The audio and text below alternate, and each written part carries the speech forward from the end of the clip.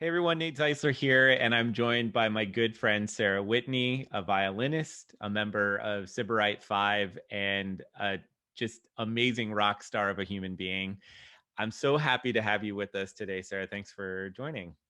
Uh, Thanks. Thanks so much for having me. yeah, and so I thought we'd just have a little conversation about your career and what you're up to these days. Maybe just to start, I'd love to have to hear about what you've been up to since the pandemic. What have you been? What's been going on? Yeah, sure. Well, lots has been going on, not necessarily what I thought I would be doing Yeah. the last 10 months, but yeah, so I mean, I'm a violinist and in Sybarite 5, and we usually tour about 30 to 40% of the year. Hmm. So when the pandemic hit, obviously that was all the touring disappeared, and that was sort of um, an abrupt shift in the life that I thought I was going to be living. But um, but I'm also a musician's life and business coach, and what I ended up doing was really building up that business and really sinking my teeth into that.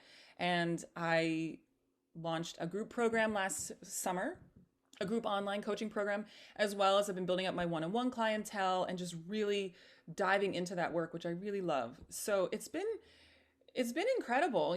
Like I said, it's not necessarily what I thought would be happening, Yeah. but it's been really rewarding. And yeah, I've been able to serve musicians in a really incredible way.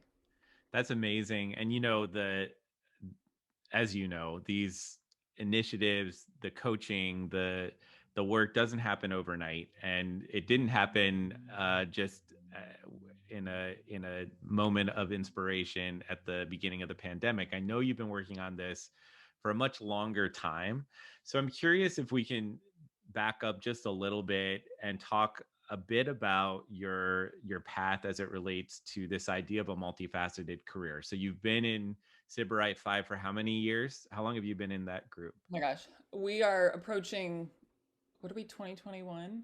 I think 12 years, maybe? 12 years. Yeah. That's incredible. For Yeah. and just what a badge of honor to for any group to be around for that long, let alone still thriving and performing as much as you have. And I know you're doing quite a bit in the pandemic virtually. But talk to me a little bit about how your role with the group has fused with some of the other initiatives and things that you've been up to over time. Yeah, sure. Well, I think thinking about like my role as a musician's life and business coach, I mean, what I do essentially with, the work with the clients I work with is I help musicians create more ease and excitement in their careers by helping them unlock what's holding them back from truly creating the fulfilling career that they want. And with that, it's a lot of, I help musicians create projects. I help them launch, projects either that they have never done, haven't had the guts to do, or weren't really clear on. I've helped them sort of structure their careers in a way that really truly aligns with them and their purpose and the impact they want to make in a way that, they can make income and really craft the career they want. And I think that so much of the work I do comes from my experiences Yeah. and the things that I have learned over the last whatever years being out in the professional world.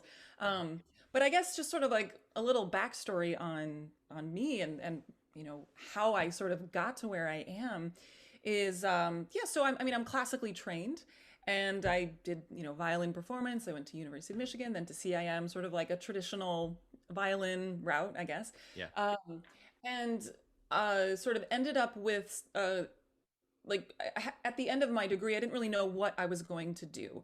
I had been on an orchestra path for a while, but there was a point where I realized I didn't want to do that. And so the sort of the traditional path for violin, I said no, and then I said, well, what then what? Like what does that mean? Yeah. And I met Sybarite 5 at Aspen actually, Hmm. and Sybarite is a super innovative and creative ensemble that is really breaking down the boundaries of chamber music. And we do different genres of music, which was something that I'd always been interested in. But we also present concerts in a different way. We really, make connecting with the audience a priority. We talk to the audience. We dress differently on stage. Like we create a different experience.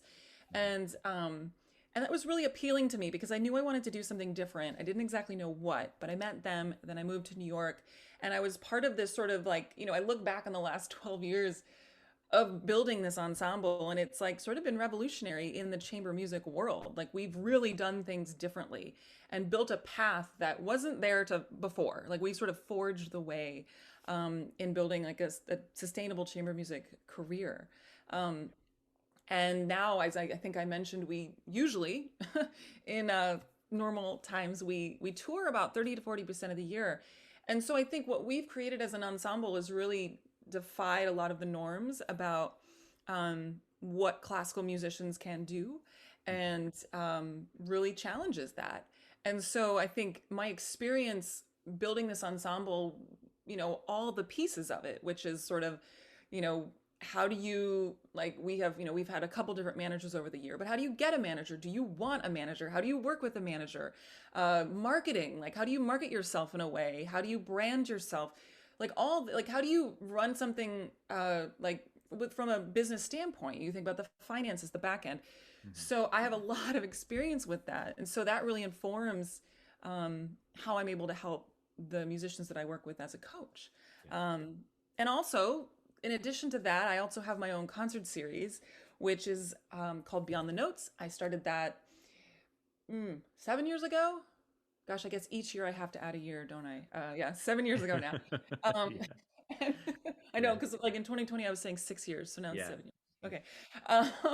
And so I've had that as well, and that lives in Yeah. my hometown of Concord, Massachusetts. And so it's similar, same thing. I mean, it's a just learning how to do that, how to sustain a concert series, how to fundraise, how to create, like how to build an audience, how to nurture an audience, how to nurture donors, how to, do all those things. And so I think that it's just really led me to understand the industry, understand the nuts and bolts of what you need to do to create the things you want, make them into a reality.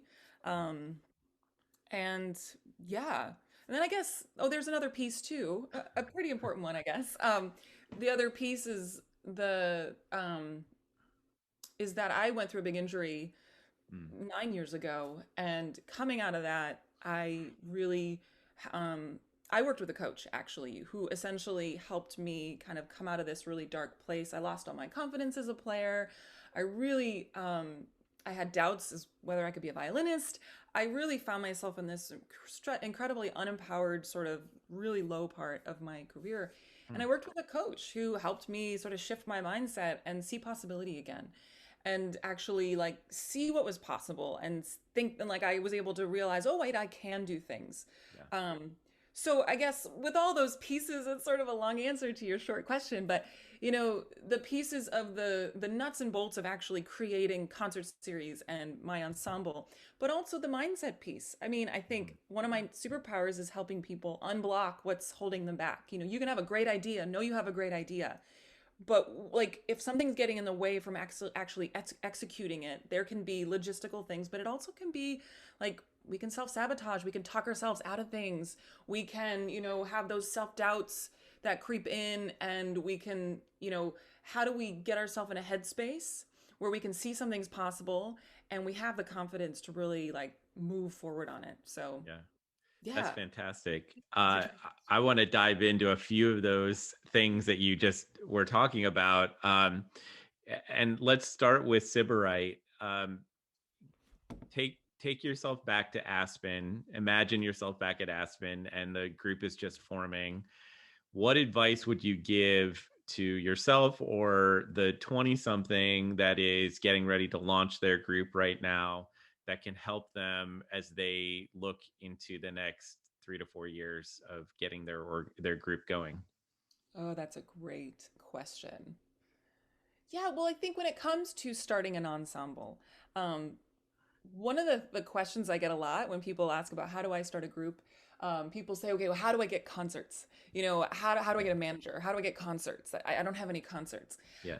And at the beginning, right, like people are not going to be knocking on your door if you're not really known and you're brand new. And I always say, like, it's not about like, how do I get concerts? Create your own. Mm. And one of the things that Sybarite did a lot of is we produced our own shows Mm. at the beginning. And it was amazing. Like we created our own opportunities. And I think that there are so many opportunities, there's so many ways to do that. And it doesn't have to be a crazy expensive endeavor either. Yeah. Like finding a venue, maybe you can find a venue for free, or maybe you can create something. I mean, now also virtual, like we're all Right. presenting things virtually, right? Totally. Um, but I think, you don't have to sit around and wait for concerts. You can make things happen. Yeah. And that helped us so much because like obviously you need to be out there doing it in order for people to notice you, right? So I would Mhm. say um put on a show, and it doesn't have to be fancy. It doesn't have to require a huge venue rental. Get creative. Are Yeah. there like doesn't have to be even at a venue. Maybe you find an art gallery. Maybe you find some sort of space. Can you get like how, brainstorm? What can you create? I mean, something is definitely possible. And that will be a really great way for people to see that you're doing things. Absolutely. Yeah, that idea of the minimum viable product comes to mind, right? So how do you do this as cheaply as possible? It doesn't need to have all the bells and whistles. Just needs to let somebody imagine what the realm of possibility could be through the performance. Uh, and follow up question to that is, what is I know a lot of uh, aspiring chamber musicians um, are often wondering what is in this the like what is the secret sauce to keeping the group together for 12 years, and do you have any bits of advice in the longevity question? That's a really good question. I think one thing that has been really, like looking back, has been really important for us is that we were all very involved in the beginning, like in everything. Hmm. We were all involved in producing the events. We were like all did had our different jobs. When we were writing grants, we were all involved. And I say this because you think about the sustainability of something, and you need each person to have a dedication to be invested Yeah. in what they're creating and to feel like they're contributing and feel like their voice is being heard. And so I think, I mean, that, I could take that a lot of different places, but I think, Hmm. um, and also knowing that the playing on stage is obviously very important. Yeah. But I would say equally important is sort of the dynamic of the group. You have to nurture those relationships too. And Hmm. I think, as I mentioned, each person wants to be heard. They want to be treated with, I mean, these are your colleagues first, right? And everyone wants to feel respected. Everyone wants to feel like they belong. Yeah. So I think, and I don't know, like just knowing that, and you can work on that. I'm not saying you have to like do crazy trainings or workshops, but just Yeah. like acknowledging that that is a piece of the puzzle so you can pay attention to it. Because I think I've also worked with ensembles, and um, I think sometimes there's a vibe of like, well, we just like the most important thing is we have to play well on stage. And like what happens like doesn't really matter what happens on stage. Well, that's actually really not true. And you're gonna play better on stage if everyone's feeling supported, everyone's feeling like they belong, everyone's feeling invested. So they both Mhm. affect each other. That's really a great point. And yeah, that I just read somewhere that for any artistic output that you make, whether it's performing in an ensemble or a solo performance, you imagine that being 20 to 30% of your time, and the remaining 70 to 80% is building relationships, is working on the marketing, the building your brand, all of those things that we don't do enough of, and we try to squeeze into a limited amount of time. And so I don't think the answer is to practice or gel as a group any less. It just means that what happens outside of that time with the ensemble or your solo work, that practice, you need to develop your own set of practices for this other stuff, which I think is important. And it's great to hear that that is core to the part of what has kept Sybarite together all of these years. I'm curious about another thing that you brought up at the beginning, which is your music festival. And I'm you decided to set up the music festival in your hometown. What, you could have done it anywhere. Talk to me just about where that inspiration came, where it is now, how it's evolved over time. I'm curious. Yeah. So Beyond the Notes is my series, and you know, um, it's like I, oops, just the computer. Sorry. All right. Um, I think that, why did I choose my hometown? Well, and I tell people this a lot. Like a hometown is a really great place to try something, Yeah. because I grew up in Concord, Massachusetts, and people watched me performing and sort of, were curious about what I was doing. And I also came back and I did recitals in Concord in college. Like I just come back and do something at the local church or an art gallery or whatever, just sort of for fun. And I didn't realize it at the time, but I was building an audience. Hmm. Like, Yeah. starting Yep. from college, I'd come back every year, every other year and do something. And then I brought Sybarite in once and it was like, oh, let's do a show, and then I brought another friend and we did a duo show. And it was sort of like I was sort of I didn't really realize what I was doing, but I was building a following. Yeah. And I mean, even if you haven't built a following with doing concerts, your hometown is a great place because people know you. Right. And people like it's like the hometown story, like Sarah returns from New York City. It's like it's a great, like people love that because Yeah. you're a success story of that town. Yeah. And so it made a lot of sense for me. And to be honest, it was a total experiment. Like Hmm. I just sort of just did concerts here for fun for many years, Yeah. and it started actually as Angela in Sybarite 5, the violist. Her and I wanted to play the Martin New madrigals. Oh yeah. And it was just like a conversation we had in New York, like, oh, that piece is so great. You want to play it? And I was like, hey, I was like, you know what? I was like, we can do it in Concord. I was like, I know I can get an audience there because I do stuff there occasionally, Yeah. and I can get a venue, like it'll be fine.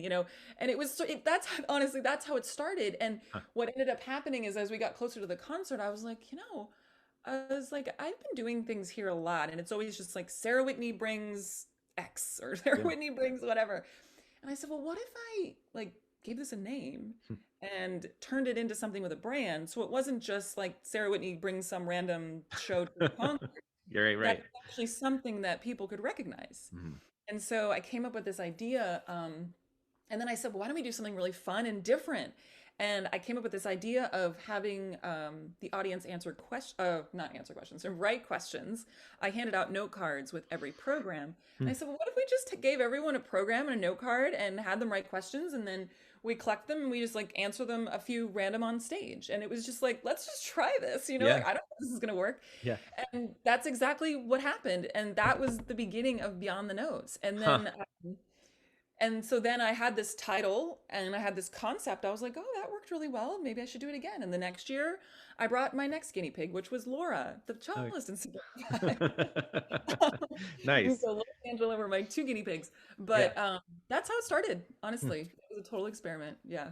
That's really great. And so that's been going on, you said, for 7 years. Yeah. So- And what does it look like into the future? You've got now a track record. You've built this over time. And what does the future look like? yeah. Well, obviously when COVID hit, a lot of things changed. The mission of my organization has been to really connect to audiences in a different way, bring innovative concerts to the community, and I bring in guest artists and ensembles as well. I've done both. Um, but when the pandemic hit, I obviously couldn't do that. Right. But I've since moved up to the Boston area, and what I started doing in the summer is I did outdoor, socially distanced concerts Hmm. for small audiences. I called them Beyond the Notes minis, and I did them at my parents' house. To be completely honest, they Nice. had a really beautiful outdoor space with a covered area, Yeah. and I said, well, I can create an event. So I would do multiple shows. I could only have an audience of about 10 or 12. Ah, So I did multiple shows and it just exploded. And I did one a month basically from October to, no, from June to October. And, hmm. and I also decided that I wanted to donate some of the ticket proceeds to an organization that supports social justice, and I was highlighting the works of Black composers. And yeah, it was really successful. And this was something that was completely, a creation of the COVID Yeah. times. Um, so obviously we're still in COVID. Everything is virtual now. Yeah. But for the future, I'm really thinking like this model, because I used to do like one really huge show a year here, and then I'd do like a satellite show, I'd present somewhere else. But now I'm looking that I think I might do a show every 2 months or something. Mhm. Um, and I want to keep the social justice portion and the highlight the work of Black composers. Um, and I will bring guests again when I can. Yeah. But yeah, I think the future, I'm really excited. I think my audience has been they were really hungry for events this summer. And I realized that I had this really, hungry, that's such a funny way to say it, but you know what I mean? Like they Yeah. really wanted it. And Yeah, of so I, course. community is amazing. So I'm excited. That's I mean, when we can be in person again, I'll do that. But until then, I've got virtual shows happening. And that's yeah. that's so great. Yeah, I know speaking personally, I can't wait for live performances to happen again. I can't wait to be in an audience and hear great music. I'm curious about. I know that you and I have spoken quite a bit about productivity, and you've done quite a bit of work in that area. Talk to me just a little bit about um, strategies that you use and or strategies that you recommend to artists to think about their own productivity in their careers. Sure. Oh, I love productivity. I would classify myself as a full-on productivity geek, but anyway, um, yeah, I think my fascination with productivity really, it comes from, I spoke about my journey through my injury and sort of becoming empowered to really, truly know that I could create the things that I wanted to create, Yeah. and I could have a dream and turn it into a reality.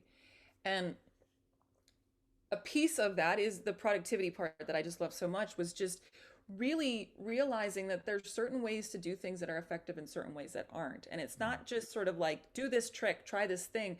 There's actually a lot of science behind why our brains, process things in a certain way, and certain methods that actually scientifically have been proven to work better for various reasons. So, when I started to get fascinated with it, it sort of came out of this place of just realizing like I had so much more control than I thought I had for, Yeah. previous years. Um, and it became this game of sort of like, how can I make this like, how can I make this thing happen more effectively? And also, I mean, you can gather that like I juggle quite a few things. Right. Yeah. And then, Yeah. especially in the thick of touring and, managing my series and my clients and everything. There's also sort of just been this need to be the most effective with my time and Mhm. really start to understand why things work and why others don't. Yeah. Um, and as far as like a something I could offer, I think one thing that's really changed the way I do things is thinking about how we set ourselves up in the day. And, a lot of productivity has to do with, and the mindset work I do as well, but it's like, how do we put ourselves in the best headspace to get our best work done? Hmm. Because I think a lot of productivity is, yes, there are like time management charts and like to-do list hacks and all that stuff. And like, Yeah. I've got a ton of those if you want them. But, Yeah. I think the bigger concept is, really about when we are in an inspired place, or when our head is clear, right? And we feel focused and we're inspired and we're connected to what's important to us. I mean, you think about um, when you perform and you're like in the flow, right? Like musicians understand like that feeling of just being so connected.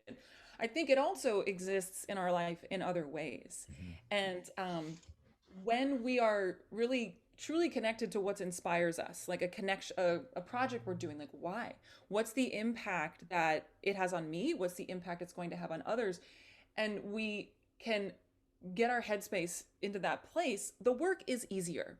Yeah. I think when we are stuck in the nitty gritty of like, how am I going to do this? Oh my gosh, I've got so much to do for this series. Can I do it? This is overwhelming.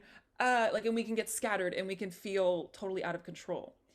And I think one of the, like, I call it like the secret weapon in a sense, is that if we can intentionally, if we find ourselves in that space, and you will, and I do too, um, be intentional about reminding ourselves and saying, okay, I know how to get myself back to that inspired place to remember why I'm doing this in the first place, which will then make the process easier. Right. Yeah, Um, so that's absolutely. sort of like woo-woo productivity, but you know, but I think, Yeah. I work with some of my clients all the time, and just being connected to why something is important. If we zoom out, we can take that perspective. Yeah. And then all of a sudden those hurdles or those things getting in our way don't feel as in our face. And we Yeah. can say, I know why I'm doing this. Okay, I'm gonna Yeah. push through this. I'm gonna get out of my comfort zone. All right, I'm gonna send these emails. I'm gonna, be really like disciplined about my time because I know how important this is. Hmm. Um, Hmm. Yeah. so yeah. That's great. Thank you for sharing. Talk to me a little bit about how you were. I know you've recently moved from New York to Boston, but you lived and thrived in New York City for over a decade. How did you make that happen? What do you like? What are the things that were present that allowed you to feel that sense of stability? I know that you performed quite a bit, but I'm just curious about the that life in New York. Yeah. I was in New York for just like exactly 12 years. 12 years. Wow. Yeah, Wow. it's That's crazy. amazing. Yeah. Yeah. And it was amazing. I mean, I loved it. It was exactly where I needed to be for many, many years. Yeah. I think one of the reasons why I think I was able to do so well there is well, I came there after school. So that was 2008. It was right after I graduated um, from CIM.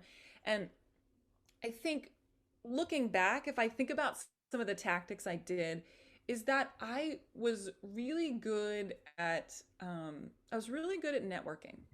And I know the word networking, like some people can go, ooh, like, I hate that word.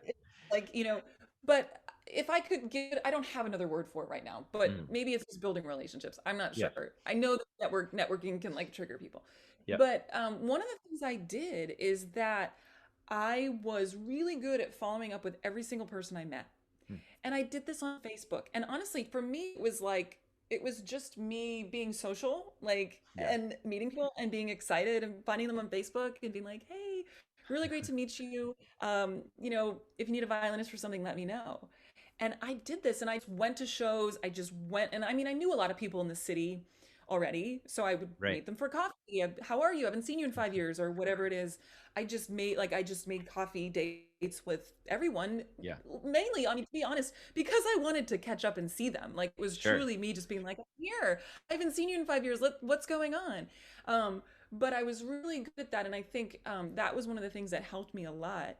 And also, I was versatile. I was a classical player, but I also could improvise. Mm-hmm. Um, and I was able to say yes to a lot of different things. Mm.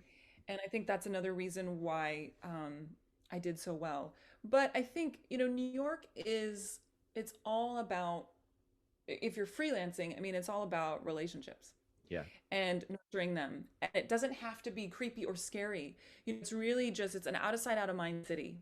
So if you Mm. are in people's brains, like if they've seen you recently, they will think of you when they get asked for Mm. a violinist or cellist or whatever it is.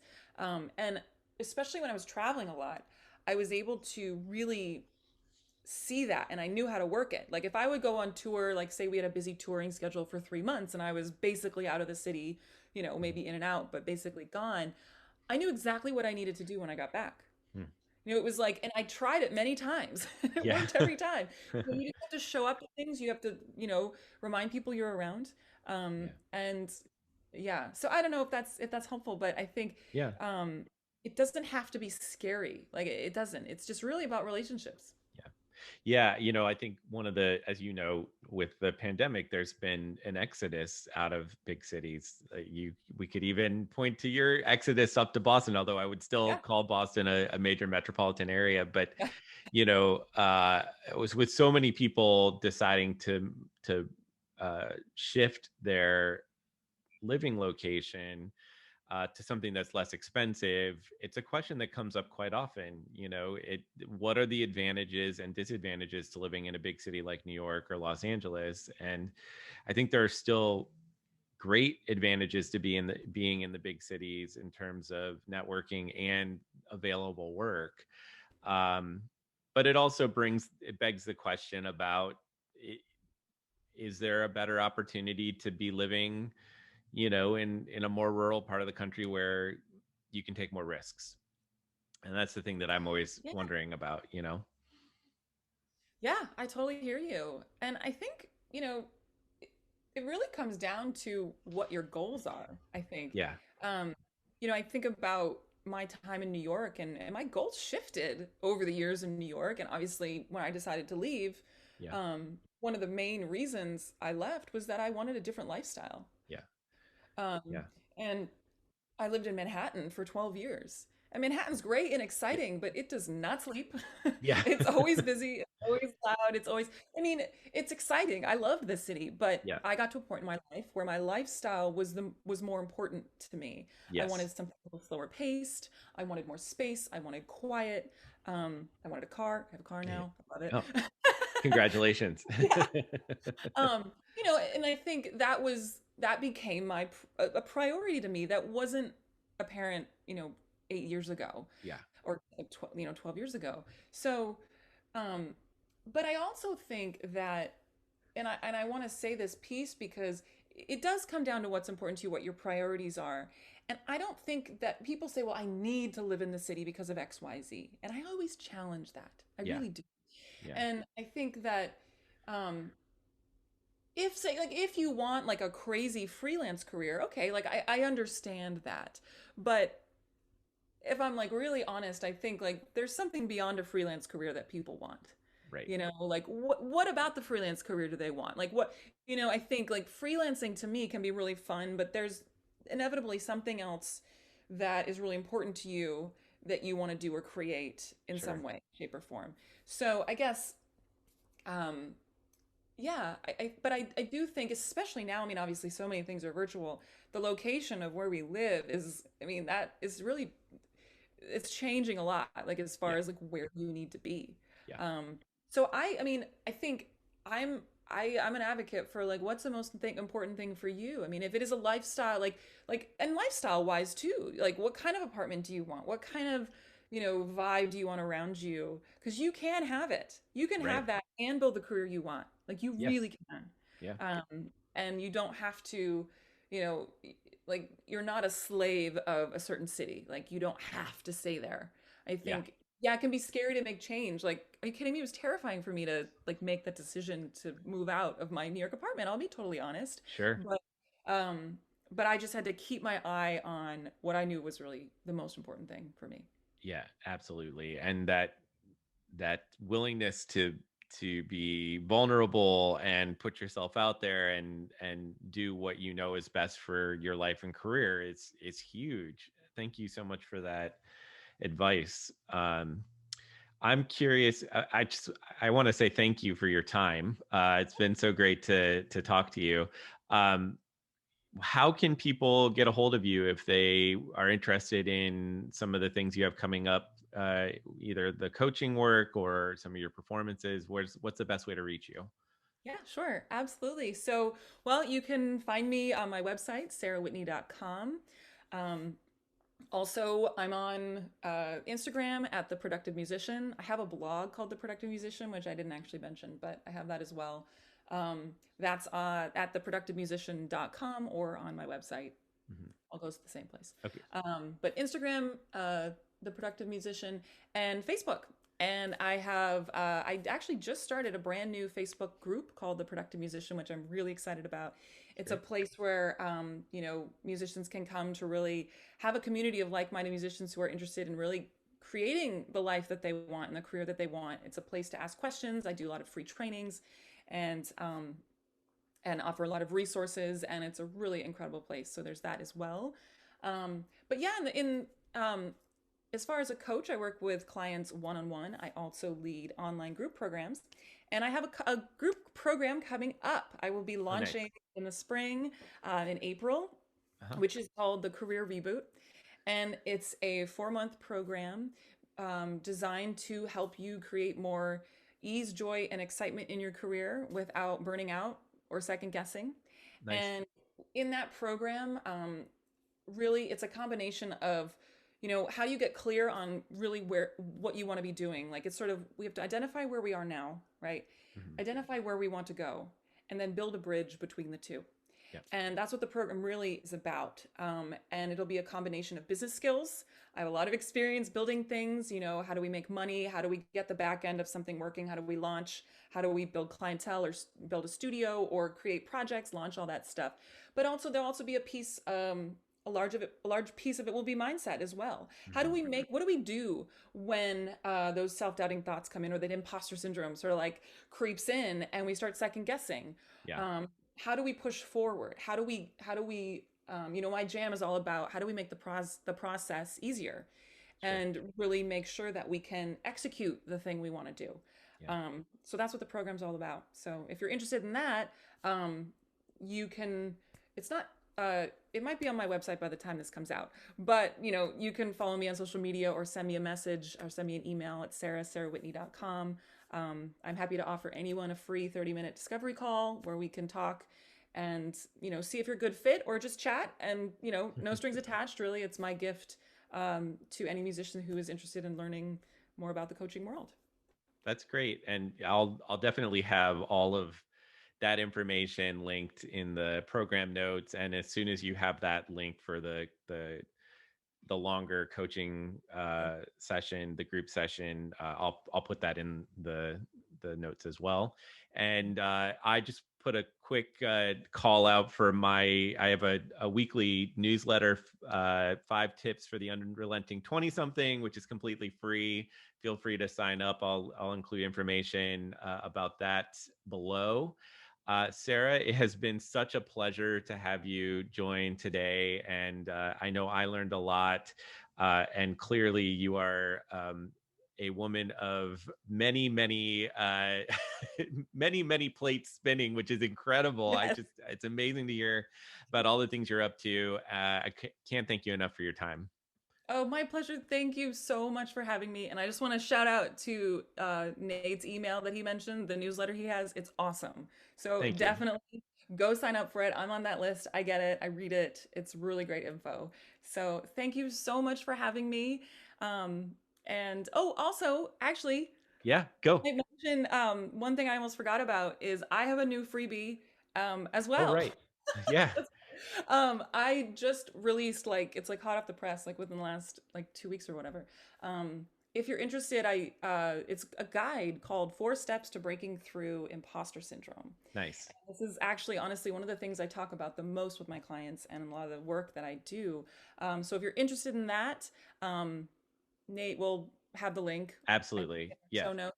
And Yep. it's completely free. It's a little kind of mini workbook, and has a lot of really juicy like strategies in there, and some of my favorite things that have helped me and a lot of my clients really kind of break through that imposter syndrome, so that you can stay focused on creating what's really the most important to you. So That's great. Awesome. Yeah, I'll include that as well. Thank you. And then thank you I meant to talk about that just a little bit that's earlier. great. So that's great. Thank you, Well, Sarah. And thanks for listening, everybody. We'll see you next time. thanks. Bye bye.